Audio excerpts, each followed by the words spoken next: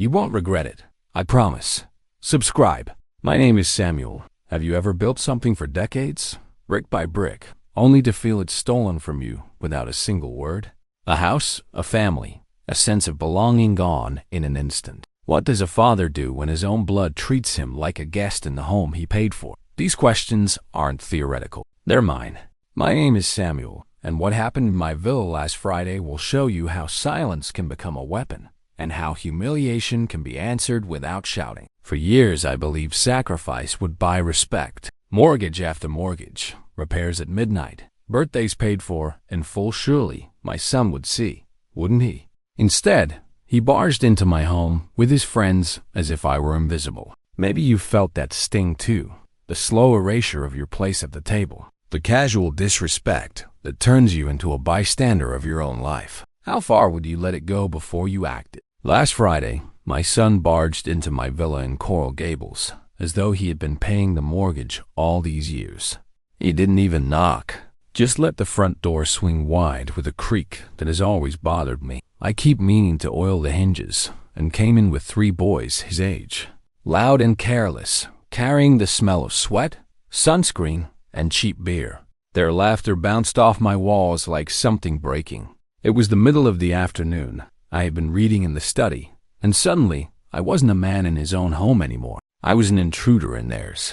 Do you know the humiliation of seeing your refrigerator opened without a word? The way the rubber seal makes that soft kiss of release when someone pulls the door. One of the boys did that, helped himself to orange juice straight from the carton, gulped it down, wiped his mouth with the back of his hand, and shoved it back on the shelf. They didn't even look at me, not once. As if I were a piece of old furniture, tolerated for now, destined for the curb later. My son finally met my eyes, smirking with that smug impatience that 20-somethings wear like a badge. "Relax, Dad," he said, tossing his backpack onto the sofa I had imported from Italy years ago. "It's just space. Nobody cares. Nobody cares." He meant it. The villa, the pool, the palms I planted with my own hands when he was still in middle school, all of it reduced to space, a set of walls, a stretch of land, an expendable backdrop for his weekend amusement. He said it the way you might describe a motel room. And what could I say? That the mortgage statements were still stacked in my desk drawer? That every inch of marble had been scrubbed by my wife's hands before she grew too frail to kneel? That I had measured my life against these walls for 3 decades? He wouldn't have heard me. They stormed in further, shoes on, wet from some beach I hadn't been told about, leaving streaks on the tile. They laughed about girls, about some nightclub downtown, about who would bring more beer. My son dropped his phone on the counter and let it blast tinny electronic noise that filled the villa until it was impossible to think. He didn't ask if I minded, didn't ask if I was reading or resting or breathing. Why would he? Fathers don't get asked. We are expected to endure. I stood by the archway to the kitchen, one hand on the cool frame, and I wondered, have you ever felt that your child was performing your erasure in front of you? That his boldness, his arrogance, was not only directed at you, but at the idea that you had ever mattered. I felt it. The boys sprawled across my furniture, their voices bouncing off the high ceiling, their sneakers tapping against the coffee table, and I realized I had been demoted. From father to bystander, from host to tolerated inconvenience. A memory struck me so vivid it made my throat tighten. The day we moved into this house, he was 7. He had carried a small toy truck in his hands and asked if he could drive it across the hallway. I said, "Yes, of course. Let your truck claim this new world." He grinned so wide, it lit the afternoon. The sound of the little wheels on the tile had been the first echo of life in the villa. And now? Now he rolled in with grown men, treating my refrigerator like a gas station cooler, and told me to relax. I didn't shout. Perhaps you imagine I did, that I raised my voice and restored order. No, I stayed still. That's the trap of being a father past 60. You learn that shouting proves nothing. They only hear the rasp in your throat, only see the veins bulging in your forehead, and it confirms what they already believe, that you are old, fragile, ridiculous. I would not give them that pleasure. Instead, I let them swarm. They carried towels out to the pool. Someone opened the bottle and the cap clinked across the floor. Music rattled the glass panes. One of them jumped into the water with his clothes still on, splashing everything. I stood by the sliding doors and watched the waves lap against the edge, watched the chlorine foam settle, and thought, so this is what it feels like to be dispossessed without a lawyer, without a sheriff. My own blood, serving as the intruder. I tell you, humiliation is not loud. It's quiet. It's the moment you realize you've been dismissed from your own narrative. They spoke around me, through me, over me. I could have been a ghost pacing the hallway, knocking books off shelves, and they wouldn't have noticed. My son glanced at me once more, smirked again, as though daring me to protest. And then he turned away. That was the first wound. Not the mess, not the trespass, but the certainty in his eyes that I would do nothing. That he knew me so well, or thought he did, that he predicted my silence before I offered it. That is a special kind of cruelty, don't you think? To imagine your father incapable of resistance. To gamble your arrogance on his restraint. I retreated to the study, closed the door, listened as their laughter swelled and the bass line thumped against the walls. My chair smelled faintly of leather polish. I had cleaned it that morning. On the desk lay the remnants of my quiet day. The newspaper folded to the crossword, my glasses case, a half-drunk cup of tea already cooling. All of it felt like relics of another era, my era, while a new one raged outside. The villa had never felt so alien to me. Each sound carried insult. The hiss of a beer can opening in the kitchen. The splash of another dive into the pool. The shrill laughter of boys who did not know what it meant to pay property tax, to call the plumber at midnight, to work 40 years so a house could stand. I sat in the study and tried to breathe, but my chest tightened with every sound. My son had told me nobody cared, but I cared. And that difference, that gulf between his world and mine, was unbearable. Tell me, what would you have done? Would you have marched into the living room and thrown them all out by their collars? Would you have called the police on your own flesh and blood? Or would you, like me, sit in silence, feeling your authority draining away while plotting in the quiet? Because I assure you, silence is not surrender. It is preparation. That afternoon, the first offense was committed. My son believed he had conquered the house. He believed my silence was weakness. But what he could not see was the ledger already opening in my mind, the tally of disrespect, the slow gathering of debt. And debts, as I have always taught him, are meant to be paid. So I stayed in my chair, staring at the closed door, listening to their laughter rise and fall. And I promised myself, this will not end as you expect. You may believe you own this space. You may treat me as a ghost, but ghosts know how to haunt. Ghosts know how to wait. The night stretched its arms wide across Coral Gables, and still I kept my silence. They believed me beaten into passivity, but I was listening, recording, storing away every trespass. I sat on the veranda for a while, alone, the ceiling fan stirring warm air, mosquitoes buzzing lazily near the light. The villa glowed from inside, windows lit, music pulsing, and I remained outside in the dark, the way a servant might linger to avoid disturbing the masters. My own son had turned me into a spectator of my house. Isn't that a kind of murder? Not of the body, but of the place a man holds in his world. They had taken the pool by then. I could hear the splash, the hoots, the hollow smack of wet feet on tile. Every sound carried insult. I knew exactly how much chlorine had gone into that water earlier in the week. I remembered the invoice, the chemical smell on my hands after adjusting the filter. They thought water was free. They thought light was free. The ignorance of boys who never stayed awake at the kitchen table, with overdue bills scattered under the lamp. I let them have their kingdom. Better to let them reveal the depth of their disrespect. Sometimes silence is sharper than accusation. They filled the house with noise, but in my stillness, I felt a different current forming, a calculation. My father once told me, don't waste your anger in the moment. Bank it, let it accrue interest. Then spend it when it matters. I never understood the lesson until that night. From the veranda, I could see the palm trees swaying. I remembered planting them with my wife, our knees in the soil, sweat dripping down our necks. She had said, these will outlive us. Maybe our son will sit under them one day. How bitter to realize she had been right, but not in the way she intended. He lounged under them now. Yes, but without reverence, without even awareness. To him, they were furniture provided by nature, as replaceable as any chair. I rose and walked back through the kitchen. The counters bore the evidence of their invasion beer bottles, sweating rings.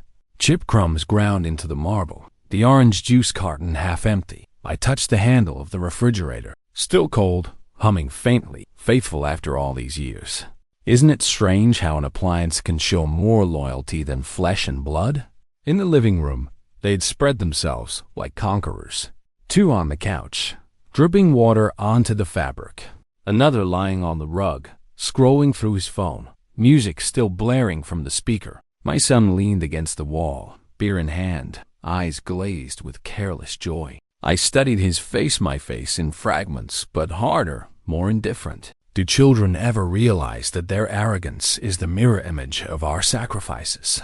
I saw it then, all my years of work made visible in his entitlement. He noticed me at last. "You're still up," he said, more statement than question, as though it were odd that the owner of the house would be awake in his own living room. "I'm here," I replied simply. He shrugged. "Good. Just don't worry, okay?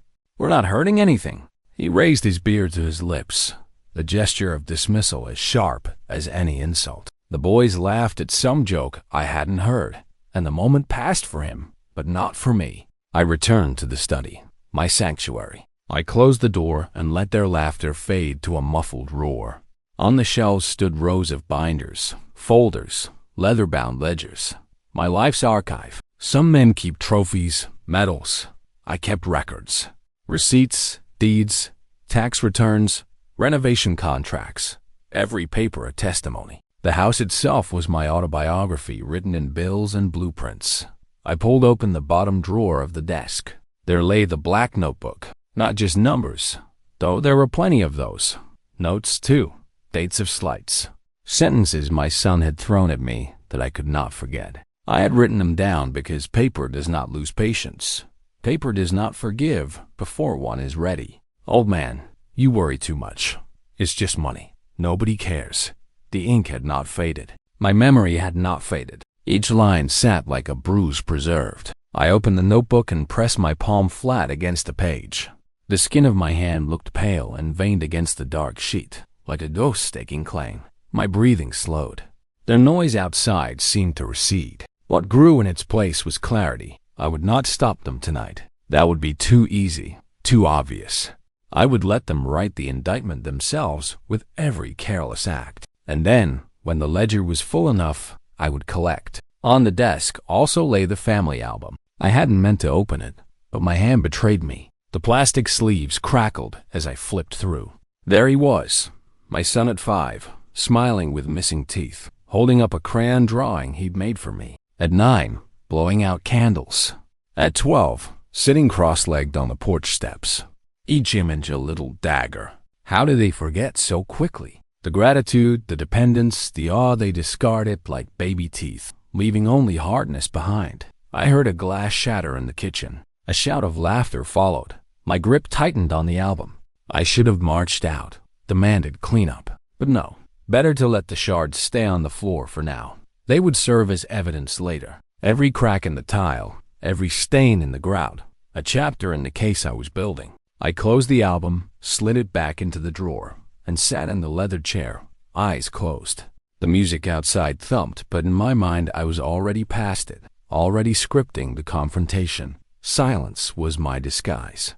They thought me cowed, irrelevant. Let them. A father's quiet is not surrender, it is rehearsal. So I sat until the small hours, listening to the villa breathe under the weight of strangers. I could smell chlorine, spilled beer, sweat. I could feel the pulse of bass in the floorboards. But deeper than that, I felt the steady drum of patience. My son thought he had won a victory that night. What he could not see was that I had begun the war. By morning, the villa smelled of stale beer and chlorine, the air heavy with the ghosts of their laughter. I rose early, before they stirred, and walked barefoot through the ruins of their revelry. Empty bottles lined the counter like soldiers who had died in formation. Towels lay crumpled on the floor, damp and sour. The refrigerator door had been left ajar, humming weakly, the orange juice carton sagging on its side. It felt less like my home and more like a crime scene. The crime?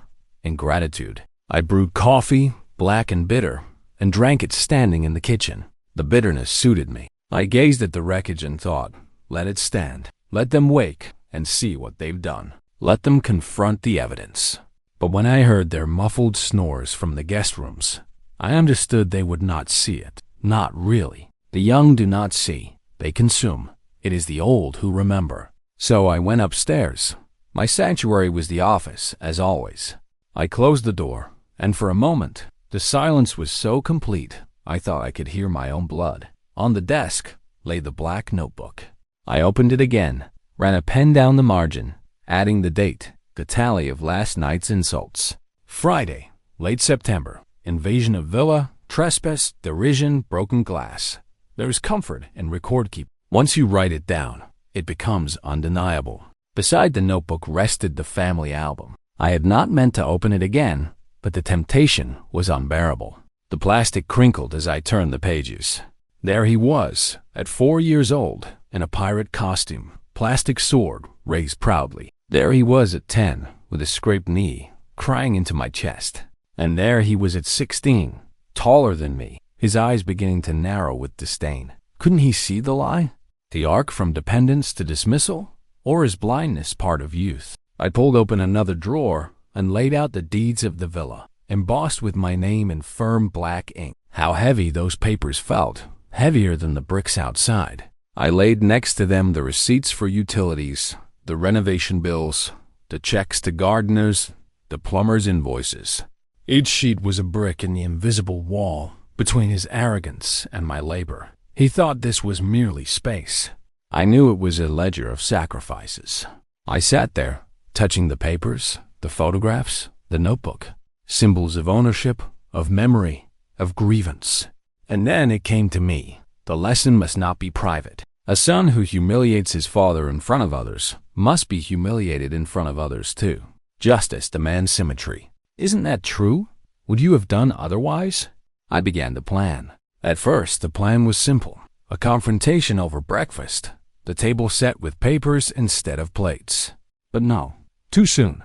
They would shrug it off as eccentricity. Youth is quick to dismiss solemn gestures. No, the setting must be formal, deliberate, a dinner. They would expect food and laughter, but instead, they would be served truth. The table would become the stage. I imagined it. Candles lit, silverware polished, the smell of roast meat filling the air. They would sit down smug, thinking themselves lords of the manor. And then documents, invoices, deeds, each one slid across the table like a card in a game they could not win. A performance, precise and undeniable. I felt almost giddy at the thought. Revenge does that. It stirs the blood, wakes the body from its long lethargy. Isn't that ironic? My son thought me an old man in decline, irrelevant. But the fire in my chest that morning was sharper than anything I had felt in years. Age does not extinguish flame. It banks it, keeps it smoldering until the air is right. I spent the morning preparing the stage. I cleaned the documents, flattened the receipts, polished the album's cover. I even selected the pen I would use, should a signature be required. The smallest details matter in a reckoning. Later, while they still slept, I opened the cabinets and chose the good china. The heavy plates that rang when you set them down. My wife had loved those plates. She had said they made any meal feel like ceremony. She was right. Tonight would be ceremony, but of a different kind. From the window of the office, I saw them finally stir, stumbling out to the pool, rubbing their eyes. My son stretched, shirtless, his skin still young and unmarked by life's chisels. He looked, in that moment, like a stranger wearing my name. He did not glance up to the office window. He did not imagine me watching. That was his mistake. I let the day roll forward without interference. They swam again, ordered pizzas, sprawled on the couches. They mistook my silence for defeat. But the more they believed it, the stronger my position became. In war, the general who feigns retreat gains the advantage. I have read enough history to know this. By late afternoon, I had set the table. Plates, silverware, folded napkins. A table fit for honor. I dimmed the lights, lit the candles, opened the shutters so the evening air could drift in. The villa looked, for a moment, like it had in better years, when family meals were rituals of respect, when my wife's laughter filled the gaps. A dangerous nostalgia washed over me, but I pushed it aside. This was not memory. This was prelude. The sun sank. Shadows lengthened. I heard them in the living room, still laughing, unaware. I stood at the head of the table, hands resting on the cool wood, and breathed slowly. The documents were stacked neatly at my side, ready to be dealt like a deck of cards. Each one a weapon. Each one a truth they could not ignore. And so the plan was complete. The bait was set, the trap prepared. All that remained was the performance. A father, a house, a ledger of debts. Tonight, they would learn. Tonight, they would see who truly owned this space. Evening settled over Coral Gables like a velvet curtain, and with it came the hour I had chosen. The villa glowed softly, candles on the table, polished silver catching the light, plates gleaming as if royalty might appear. But it was not royalty who would sit here tonight. It was my son and his 3 companions, arrogant boys who thought themselves conquerors. Tonight they would discover the true landlord of this kingdom. I called them in. "Dinner," I said, my voice even. Not raised, not trembling. Calm. Authority, when it is true, does not shout. It waits to be obeyed. They shuffled in, surprised to see the table set so formally. One of them whistled. "Man, this looks serious," he joked, elbowing another. My son grinned, but I saw the flicker of unease behind his eyes. Perhaps he sensed the stage I had prepared. Perhaps some memory stirred in him. The echo of meals long ago when his mother and I demanded a certain reverence at this same table. They sat, damp hair slicked back, t-shirts clinging with the residue of the pool. The chairs creaked beneath their careless weight. They expected pasta, maybe steak, something hot steaming from the oven. Instead, I placed before him the first course. Paper. Not one sheet, but many. Deeds, receipts, invoices. The black and white proof of ownership. I laid them down like offerings, one after another, until the table between us was covered. Their eyes followed each sheet, as though I were a magician dealing strange cards. "What's this?" one of the boys asked, reaching for a receipt, as though it were a menu. I leaned forward. "Evidence," I said. My voice was steady low, the way a judge might speak when pronouncing sentence. I tapped the top page, the deed heavy with seals and signatures. The name printed there was mine, not theirs. My son forced a laugh. "Dad, come on. This is weird. You're making a big deal out of nothing." He looked at his friends, seeking complicity, but found only silence. Their smirks faltered. They were guests now, reminded that they were sitting under a roof owned by another man. I met his eyes and slid the deed toward him, my name bold across the top. "Do you recognize these? Every brick you leaned against, every tile you walked across, every light you left burning paid for. By me. Not by you. Not by your friends. By me." The boy shifted uneasily. One rubbed his neck. Another pushed back from the table, as though distance would spare him the weight of my words. My son's smirk faltered. He pushed the deed back with one finger, as if it burned. "Relax," he muttered. "It's not a big deal." "Not a big deal?" I tapped the papers, my hand steady though my heart thudded. "This house is not a playground. It is not a hostel. It is not, as you said, just space. It is my home, and you treat it as though I were gone, as though I were a ghost haunting my own walls." No one spoke. The only sound was the faint hiss of the candles and the distant hum of the pool filter outside. I let the silence press down, heavier than any shout could have been. Their eyes darted to the documents, to me, then to each other, seeking some cue, some escape. But there was none. At last, one of the boys cleared his throat. "We didn't mean any disrespect, sir." His voice was thin, embarrassed. He glanced at my son, but my son looked away. "Didn't mean?" I repeated softly. "Disrespect is not always meant, but it wounds just the same. It corrodes." I leaned back in my chair and let my gaze travel across each of them. "You sit here, young men, on furniture chosen by my wife when she was still alive. You drink from glasses bought with money earned while you were still in diapers. And you laugh as though all this sprang from the earth for your amusement. Do you see the insult now?" Their silence answered. My words landed heavier than any raised voice. My son's face changed then. The bravado cracked, just slightly, but enough. He opened his mouth, then closed it again. For once, he had no words. That was my victory. The silence of a son who always thought he had the last line. I gathered the papers back into a neat stack, the sound of the sheets sliding together sharp in the stillness. "Understand this," I said. "I invited you to sit, but this table, these walls, this roof, they belong to me. And respect is the only price of admission." The candles flickered.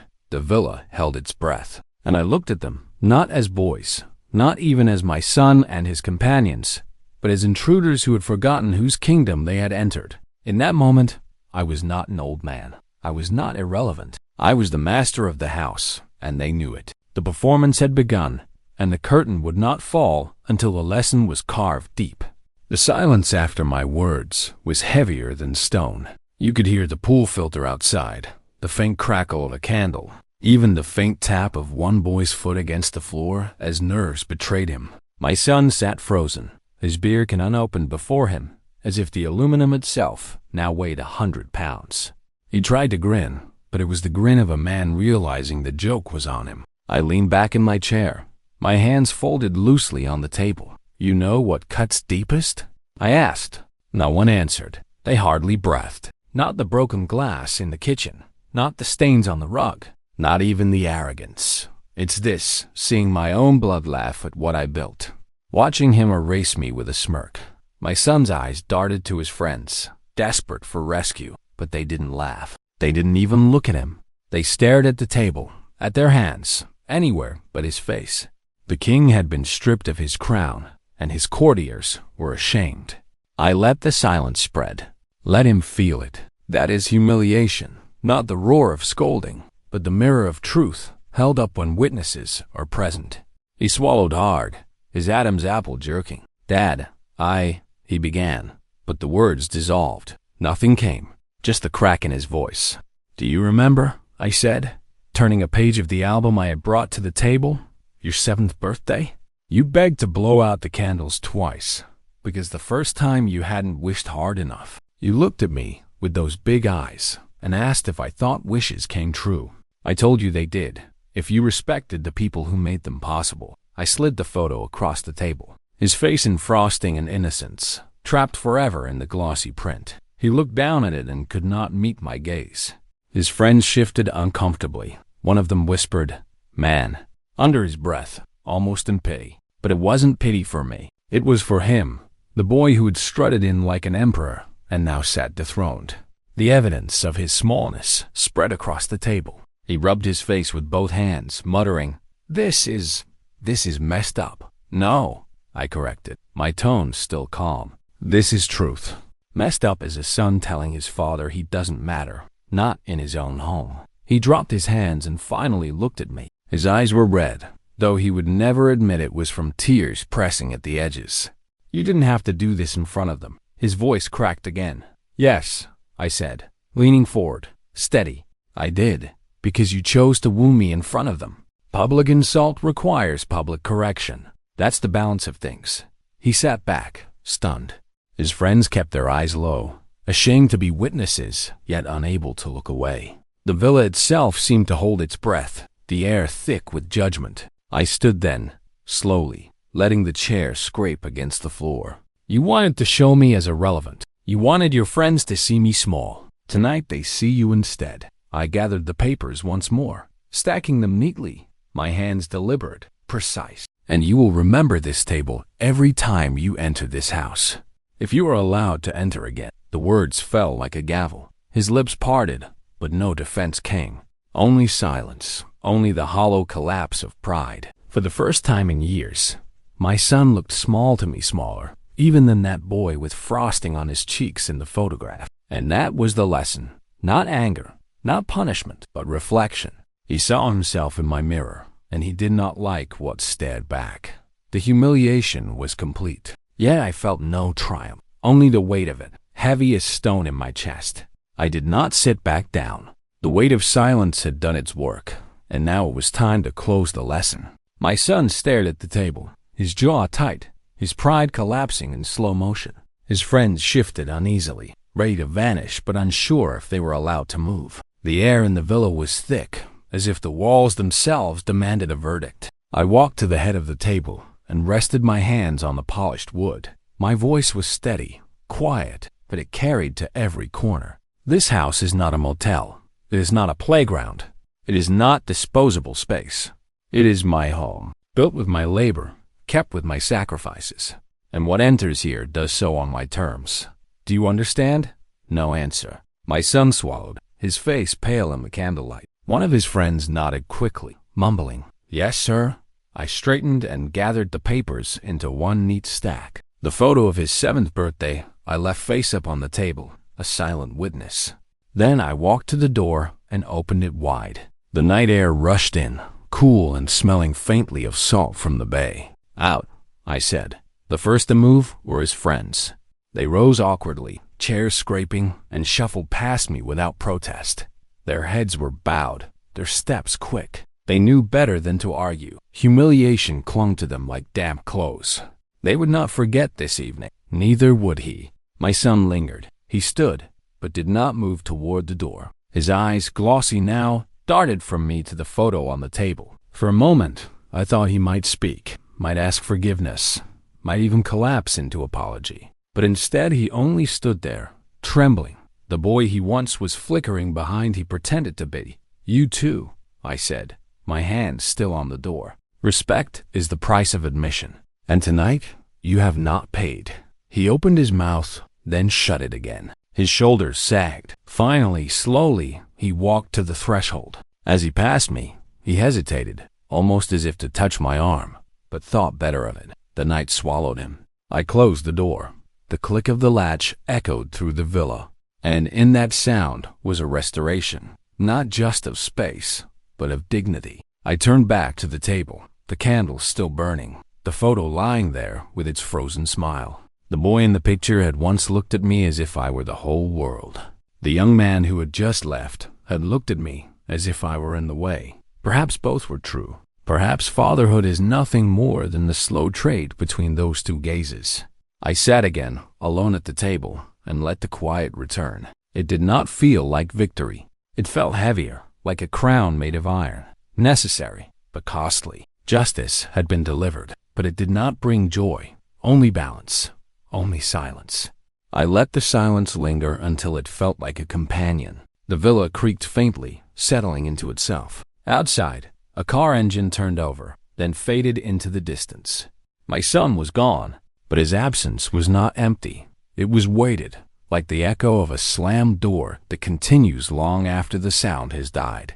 I reached for the photo once more, studying the boy he had been, the frosting on his cheeks, the candlelight in his eyes. That boy had loved me without condition. That boy had trusted my hands to carry him when he was tired. And now? Now he was a stranger at my table, a trespasser in the kingdom I had built. I wondered if he had felt the shift as I did, if the walk out into the night had felt like exile. It was not easy, closing the door on my only son. Do not think me made of stone. My hand trembled after I turned the latch. My chest ached, not from triumph, but from loss. Yet dignity demanded it. A father can forgive many things, but he cannot accept humiliation in his own home. That is the one boundary that once crossed must be marked with consequence. I rose, snuffed out the candles, and carried the stack of documents back to the office. Each page seemed heavier now, as though it absorbed the tension of the evening. I placed them carefully in their folders, slid the black notebook back into its drawer, but the photo I kept. I carried it with me into the bedroom and set it on the nightstand, not as a trophy, but as a reminder that love is fragile and respect more fragile still. In the darkness, lying alone, I asked myself the question you might ask me now. Was it worth it? Was the price of dignity too high when measured against the bond of blood? I cannot answer with certainty. All I know is this. Silence had become unbearable, and humiliation had taken root like rot in the beams. To do nothing would have been to lose the house entirely, not the bricks and wood, but the soul of it. And so I acted, and so the cost must be paid. Perhaps one day he will return. Perhaps one day he will knock instead of barging in. We'll sit at this table with different eyes. If that day comes, I will open the door. Until then, the villa is mine again. It breathes with my breath, it echoes with my footsteps, and it remembers the lesson I carved into its walls tonight. And I too will remember, always. Thank you for staying with me and listening this far. Your attention is a gift. Did these minutes mean something to you? Then please, follow the channel. Every click from you is a push that helps me keep bringing stories that truly stay with us.